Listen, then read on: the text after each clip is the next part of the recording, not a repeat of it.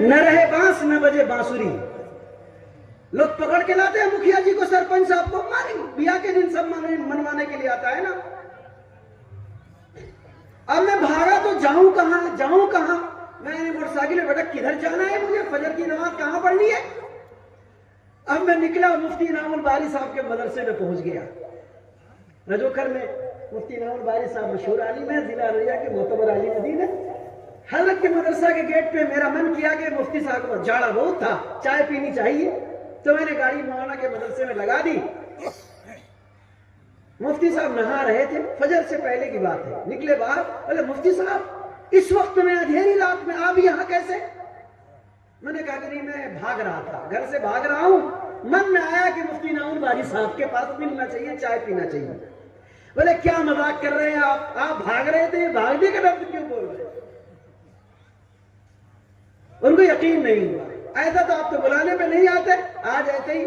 پھر میں نے, انہوں نے بٹھایا, مجھے چائے پلائی, اچھی ضیافت کی. پھر میں نے بتایا یہ شرطیں تھی اور نکاح تھا, میرے گھر والے نے ہماری شرطوں کو توڑ دیا, اس لیے مجھے ڈر ہے کہ لوگ زبردستی کریں گے اور شادی میں شریک کریں گے, میں اس وقت مجبور ہو جاؤں گا تو میری جو شرط ہے وہ ٹوٹ جائے گی. میں گھر سے بھاگ گیا.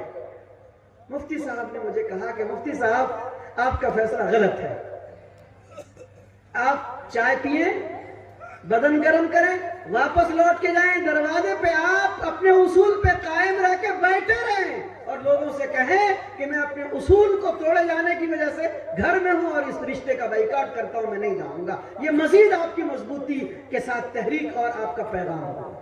الحمدللہ میں نے مفتی صاحب دوست ہیں بڑے اچھے, واپس آیا اور دن بھر رہا اور میں نے شادی میں شرکت نہیں کی. الحمدللہ ایسے بہت ساری مثالیں ہیں. آپ کس کو گواہ بنانا چاہتے ہو, آپ کا عمل کس کے لیے ہے. یہ بارات, یہ جہیز, یہ روپے, یہ پیسے اور یہ ساری فضولیات آپ بتائیے کس کے لیے. آپ کی شادیوں میں جو پٹاخے بجتے ہیں, جو ہارٹ والے پیشنٹ ہیں نا, خدا کی قسم وہ پکڑ لیتا ہے, اپنے دل کو پکڑ لیتا ہے کہ ہارٹ اٹیک نہ ہو جائے. سر پکڑ کے بیٹھ جاتا ہے, ایسا لگتا ہے کہ یہ دیوالی بنانے والی قوم ہے.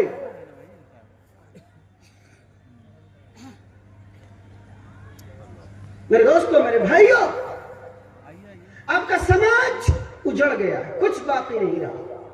ایمان قطعاً شادی کے دن نظر نہیں آتا. لگتا نہیں یہ قوم مسلم ہے کہ یہ قوم جانور ہے. سارے طریقے اس دن بدل جاتے ہیں, انسان کے طریقے نہیں رہتے. گاڑیوں پہ ہارن بجانا, 4 آدمی ایک گاڑی پہ بیٹھنا, لمبی قطاریں لگانا, اسٹیکر لگانا, گاڑیوں کو سجانا, مگنی کے رسومات کرنا, بھاؤ تاؤ کرنا. ارے بابا اب تو مفتی ثناء اللہ قاسمی صاحب غالباً چلے گئے ہیں. میں آپ حضرات کو کہہ رہا ہوں یہ نوبت آ گئی ہے. میرے علم میں کم سے کم ایسی 100 شادی ہے کہ 5 لاکھ روپے میں طے ہوا, 4 لاکھ روپے دے دیا گیا, بارات کے دن کے بعد کا وعدہ تھا, بیٹی والے شادی کے انتظام میں لگ گئے, 1 لاکھ روپے نہیں دے گئے تو بارات کو 1 کلومیٹر پہلے گاڑی کو لائن لگا کے کھڑا کر دیا گیا اور لڑکی والے کو خبر بھجوایا گیا کہ وہ بقیہ 1 لاکھ روپے جمع کرو ورنہ بارات واپس چلی جائے. 100 واقعات سے زیادہ ہیں میرے پاس. یہ شادیوں کے رسومات, حضرت تھانوی نور اللہ مرقدہ نے لکھا ہے کہ یہ شادیوں کے رسومات گناہوں کے مرکز ہیں, منبع المعاصی ہے. یہ 50 گناہ اکٹھا اگر کسی تقریب میں جمع ہو تو اس کا نام شادی ہے.